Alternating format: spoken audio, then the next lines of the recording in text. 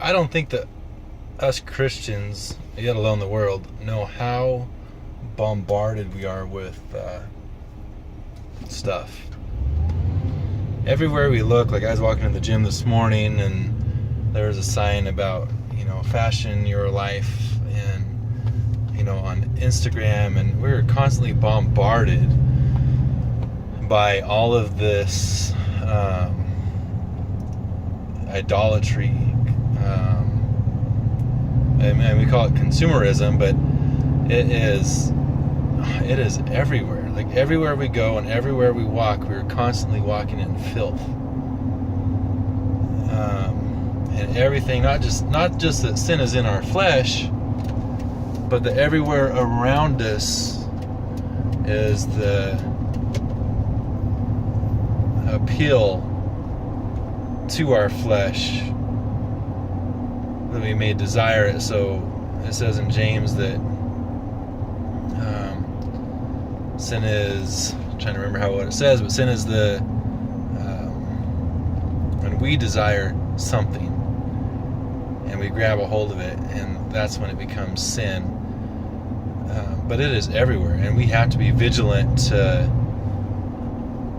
set our mind on things above, not on things on the earth, because just the daily grind is enough. We've got bills and different things and things happening, and just those struggles enough need our vigilant attention to continue to surrender those to God in faith and to trust Him.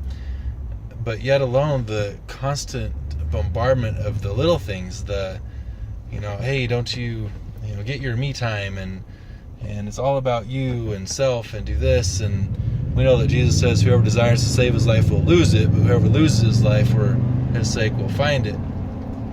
And everything around us is completely contrary, wanting us to grab a hold of our life, to value it, to save it, to feed the flesh. If you are a Christian, you must guard your heart. Guard our heart with all diligence.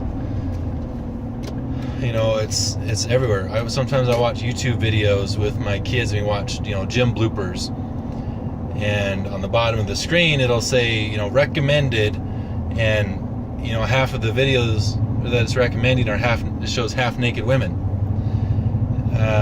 On my Facebook, I probably get, 4 different friend requests a week from like porn sites, or from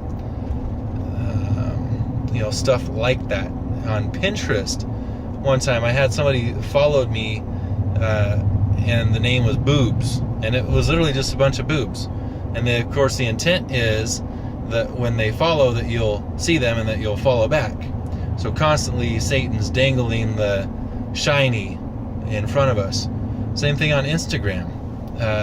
You'll get followers where that's all it is pornography, and you want to hook up tonight and all this junk.